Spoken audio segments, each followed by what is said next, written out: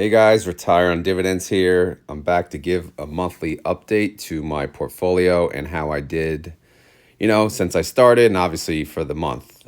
So as you can see, I'm on the August 3rd tab, which obviously needs to be changed to August 1st because I was planning on doing that over the weekend, but obviously this weekend is busy enough. So let's just get this done today at the hotel. All right, so let's do this. 8-1. There you go. All right, so this is as of the close on 7/31. So this is a true month end, clip of where I stand. So at the top, you can see obviously, these are all the funds that I hold. And we can go down the line. I own AMZ, NVIDIA, Nefli, Phoebe. I do own 10 of Coney, Misty, none at the moment. YieldMax, Ulti, Jeppy, QQQY, IWMY, SpyT, QT, SpyT, QQQT, XDTE, QDTE, SVOL, SpyI, QQQI, FEPI, and AIPI. I also do options on TSLL and TNA. So let's just look at how each position looks. I did add a column for margin maintenance. I just started using margin, FYI. On Charles Schwab, they have a high interest rate. I applied for a lower interest rate. It looks like they're going to lower it, but not by much. So I need to make a decision on how I'm going to utilize margin, if I'm going to utilize margin, or if I'm going to move to a cheaper or lower margin interest brokerage such as Robinhood. So a lot to think about there. But either way, if you see a 50%, the more under 100%, the better. The more you could borrow essentially on that money. So you could see that 50% AMZ, that's, again, that's good. Phoebe, 30%, even better. But again, you get down to here, and then like some of these, even though Schwab said it's because they're new, SpyT, QQQT, 100%, like what? Again, I don't understand margin maintenance and why it takes so long for them to figure out anything, or some, like FEPI's 30%, for example, right? And then, so you could borrow, I guess, against 70% of whatever is there for FEPI. AIPI, you can't borrow anything on it, right? It's 100% margin maintenance, so makes zero sense. So anyway, let's look at AMZ. So AMZ, I own 250 shares. Oh, by the way, when I did apply for margin, I wanted to test it out and start using it, so I used all the cash that I had left over to buy into a bunch of funds. So you'll see a pretty good increase in some of these shares, share count, because my plan was to use a lot of the margin to own the high yield funds. However, at a high interest rate like 12%, I don't even know. I think that's what I'm at now, which is not great. It's not good. I mean, but I think I may utilize margin differently and just use it for options and not purchasing high yield funds. But I'll get into that maybe in another video. So AMZ, I own 250 shares with a cost basis of $21.41. My current allocation of AMZ against the whole portfolio, they're about 9.76 of my portfolio. As far as capital gains are concerned, again, this is on paper, I'm down 107.50. They did pay me $175 this month. I have received in total $1,357.09, which is, awesome. That's total distribution. I'm sorry. My updated distributions is 1,533. So that house money should take, updated distributions. I got paid back basically 28% of my original investment on AMZ. Total return, I am up $1,425 or 26%. NVIDIA is obviously one of the best performers I have. I have 180 shares. I haven't bought into them because my cost basis is so low. I didn't want to average up. So my cost basis is 21.64. You can see the trade price is 26.65. They've been up and down lately. They were getting close to my cost basis for a while.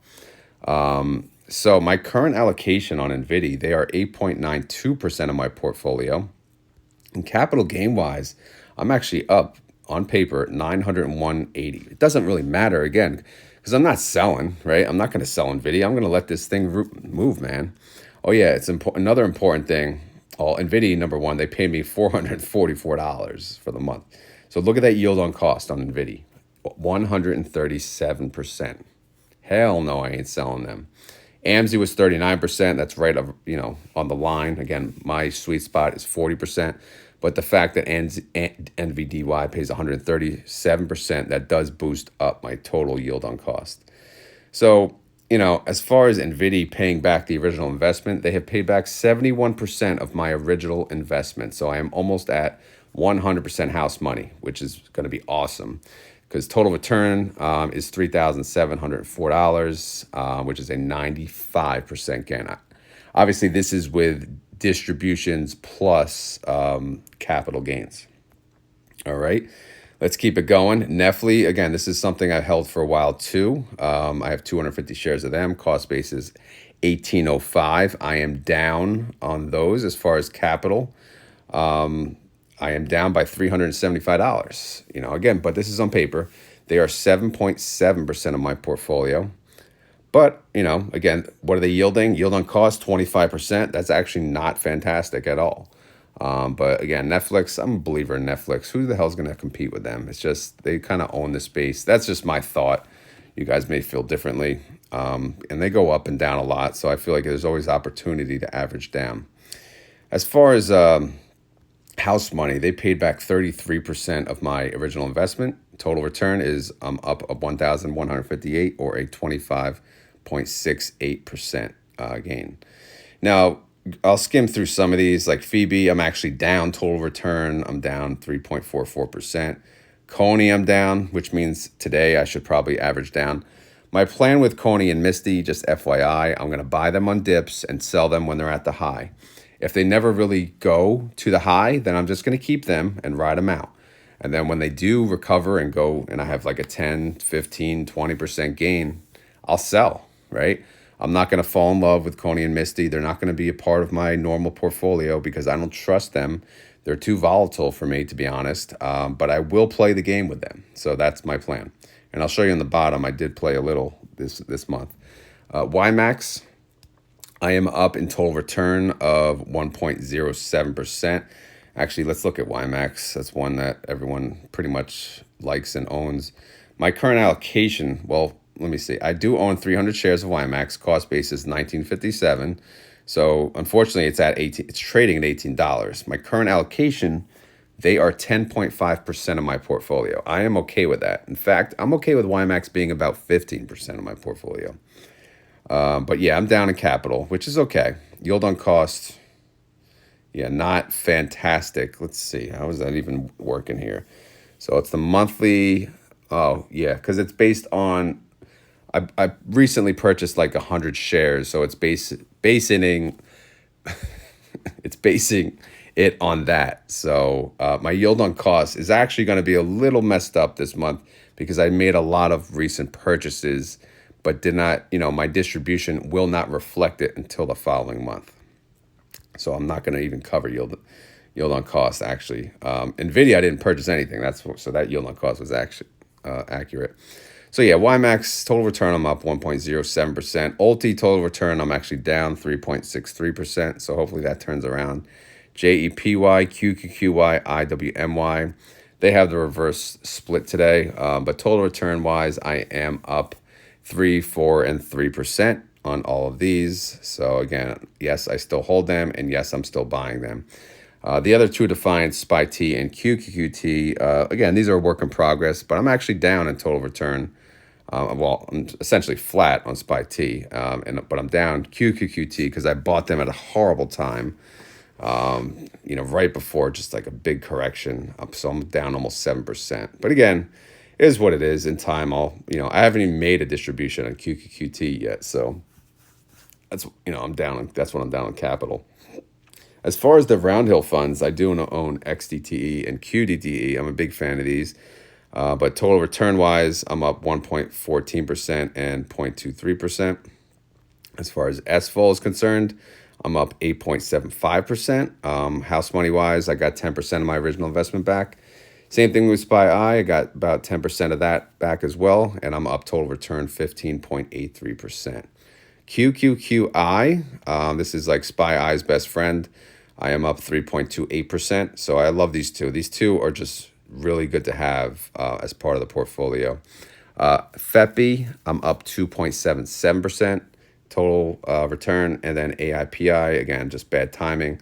I'm down 4.59%. So if you look at, everything in total, capital gain wise, I am down $2,747. So, right, that's the amount on paper that I'm down. But if you look at total return wise, I am up $9,581.88. So, look at it as how you want, but to me, this is my emergency income fund, aka retirement fund, future retirement fund. So why do I use this? Why am I investing in YieldMax? Why would I invest in QQQY, JEPY, whatever, right? Because again, I have one income source right now, and that's my job. Obviously, I have YouTube as well. But, my wife no longer works, so we have to survive on whatever I make on YouTube and whatever I make at my job. This is here in case I need it, in case I need additional income, which with two kids, obviously I may. Things are freaking expensive, especially summertime. It never ends.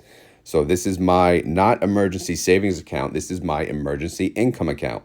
And the beauty about the emergency income account is I could take this $2,122 I just made, right?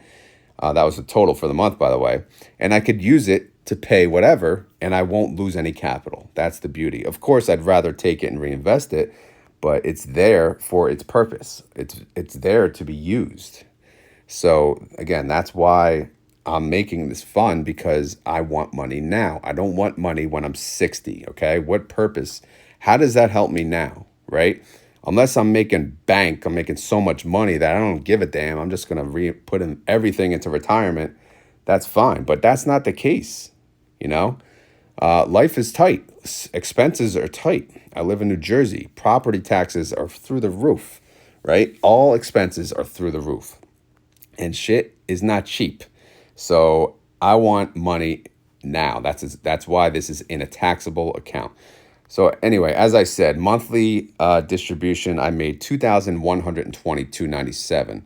By the way, $343.89 of that came from TSLL. TSLL, I made $303 in options, and I made $40.89 in dividends. And TNA, I made $122. So I am not swing trading. I am doing the wheel options trading on TSLL and TNA, and they are part of my emergency income as well. They're probably going to be the ones that I'm using the margin on, because I'm going to sell puts. When you sell puts, it puts a hold on your cash normally. But if I have margin, it'll put a hold on the margin, but I won't get charged interest because I'm not actually using the money.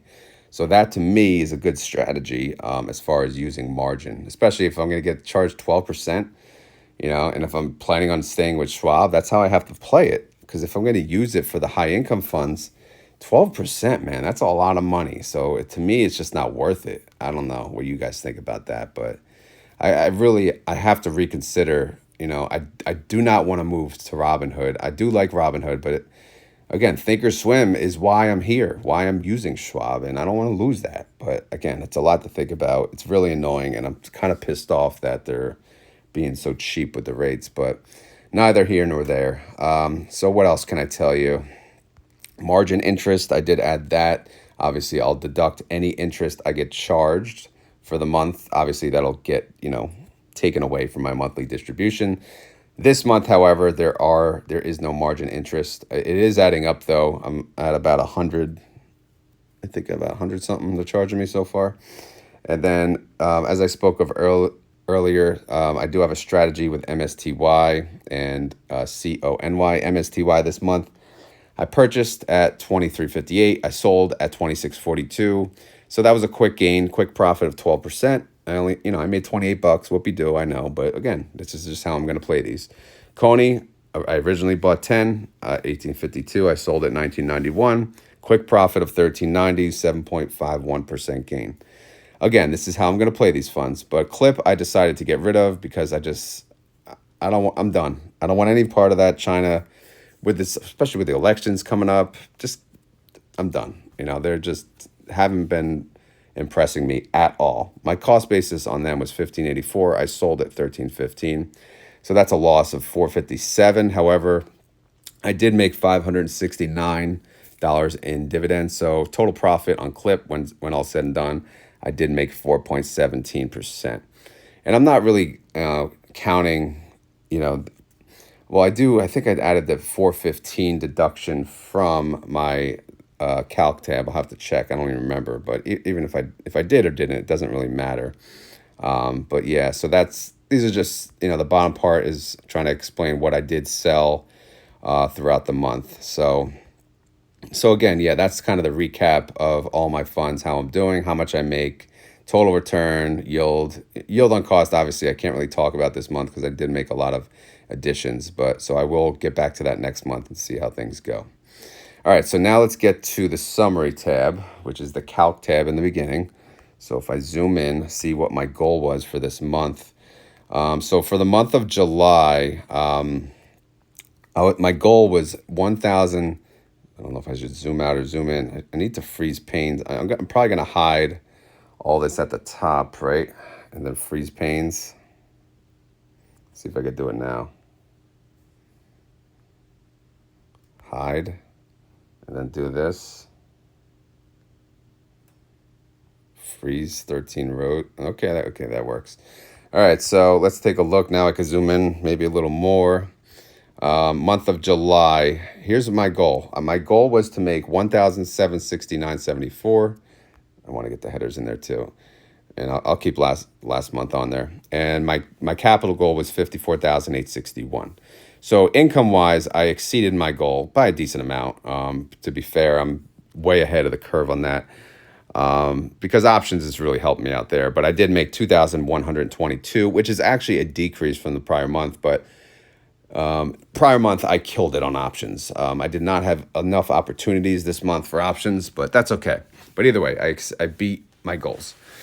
Capital-wise, I'm actually not hitting my goal. I'm down 2%. I'm at, my capital is at 53,757, but that's okay. More importantly, my yield is 47%. Again, my yield, I want that to stay above 40%. So I will do my best to do that. And as long as it's above 40%, I should hit my income goals. Realized losses. I put it in the wrong bucket. This should be up here. 835. Yeah, I screwed that up, I guess, because it's part of July. Okay, does that help my number? No. All right, but actually, no, it does. My capital is now only down 1.27%. So I do put the realized losses, when I have them.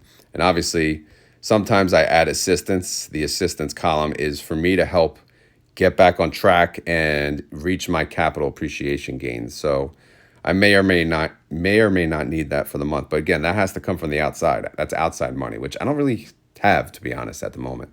So I'm relying on just 100% reinvestment. So yeah, I did hit my goal for income, and that's more important than capital for me. So for those of you that don't know, I have a goal, of retiring essentially in 5 years. I always say 5 to 10 years. But, when I draw this out, this is this is 24. So this goes down to, how far did I bring this? Up to 2030. So that's about 6 years away from now. I'm showing I could produce an income of 19,879.30, which would make my capital at 616,000. So in approximately 6 years, it looks like I can retire. Again, can I retire before that? Let's see, like July of 29, that's 5 years away. That's 12,500 a month. Yeah, probably I can make that work. Again, will it be tight? Absolutely. So I may want to wait. I'd be more comfortable essentially doubling what I need on monthly expenses. But again, that's my plan as far as that is concerned. So I strive for 40% and I strive for capital flat. So I don't add in any capital appreciation or depreciation here. I just add, basically my capital is not moving. It only goes up from additional income getting reinvested. And when I don't reinvest, which, means I had to use my emergency income source, I will have to add a column for that at that time. Obviously, I don't have a column for that because I haven't done it, but I will have a column for emergency usage. And then I will obviously take that into consideration as a non-reinvestment. And obviously my long-term, goals here would decrease. But right now I'm making about 2,100 a month, around the $2,000 range, which, that I can't retire on that clearly. Obviously that could pay the mortgage, so that's pretty good. Could be pay a few other bills, so huge help, huge help. But again, in time, I wanna start hitting some real numbers here, and I'm destroying my current income goal, which is great because I'm yielding much more than I need to thanks to options. So you know, that's good. And again, so if I'm looking like 6 years down the road, it may show $19,000, but I could be making like 25 to 30, if I'm doing that good on options trading. Again, I'm getting better on options as I go. I'm learning. And again, if I use margin for options, I think that's a good strategy. But again, I'm just kind of sour about the whole interest rate thing. And some brokerage, like they think they're just, I mean, what are they doing? Like, come on. How long you been with these freaking brokerages and they're still ripping you off? Like they don't care if you leave. But it's just annoying. So maybe I'm better off just using it for options. Anyway, let me know what you guys think of that. Let me know what you guys think of my account. Are you impressed? Are you sad? Are you like, what the hell are you doing? This is stupid. But yeah, basically I did start in September of 23. I threw big chunks of money from my Roths, all the contributions I took out. I started my journey. I made 1,200. I went 1,400, 1,500, 1,600, jumped to 1,900. And then obviously here today, I'm at 2,100. So good progress. Things are getting better. But again, one goal of mine, I would love to see my capital hit 100,000. I mean, based on that, that's not going to happen until 26. So unless I get some real assistance here to hit those goals, but we'll see, man. We'll see. So yeah, the summary is I did hit my income goal. I missed my capital goal, which again, that's a little less relevant, little less important, but it is something I do keep an eye on because I do want to stay capital flat. And obviously, you saw my holdings, how they're doing. But the margin maintenance thing, if I do decide to use more margin, unfortunately, I do have to consider that. Another reason why Schwab sucks with margin is like these five here, most of them are 30 to 50% margin on Robinhood, and now they're 100% on, like, why? I don't know. So I can't borrow against the money that's on those funds, but I do like these funds. I love Spike T. I love QQT. I love the Roundhill funds. SFOL, you kidding me? Like, come on. So again, it's tough playing the margin game, but I knew that coming in, so can't complain. So anyway, that's the update for my Retire Now accounts. So I hopefully you guys enjoyed it. Hopefully this is maybe a little motivating for people just starting out or people who have been doing it. Let me know if you have a different strategy from me. Let me know what your goals are. How soon do you plan to retire? Do you plan to retire before me? Less than 5-6 years, or do you plan to retire in 10, 20? Like what's it map out to be? What's it look like? Again, people always ask me for my spreadsheet. This one is actually not a really hard calculation. It's just adding, the income I made and everything, adding that to capital, and then the income is just multiplying by 40% goal. So this is not rocket science. If you guys should definitely look into getting Google Sheets and just learning it. It's really simple stuff. If you need my help, let me know. Join my Discord and I'll help you out there. Yes, it's free. The link's in my YouTube channel. So as always, none of this is financial advice. I'm not a financial advisor. This video is for fun and entertainment. So hopefully you had fun. Hopefully you were entertained. If not, I'll try again on the next monthly update. I apologize if I'm kind of rushing because I am away at the moment. I'm in a hotel for work. I traveled. Today's the last day, thank God. But I wanted to get this video out before this busy weekend of craziness of updating spreadsheets and YieldMax estimates, and I just can't. So hopefully you guys still enjoyed it. I'll be launching it today, probably around 3 p.m. And yeah, let me know what you guys think in the comments. If you enjoyed it, hit the like button. If you have any questions, leave it in the comments below. All right, so that's my update. Retire Now, emergency income source, aka future retirement fund. All right, Thanks a lot, guys, and I hope you guys enjoy your day, and I will talk to you later.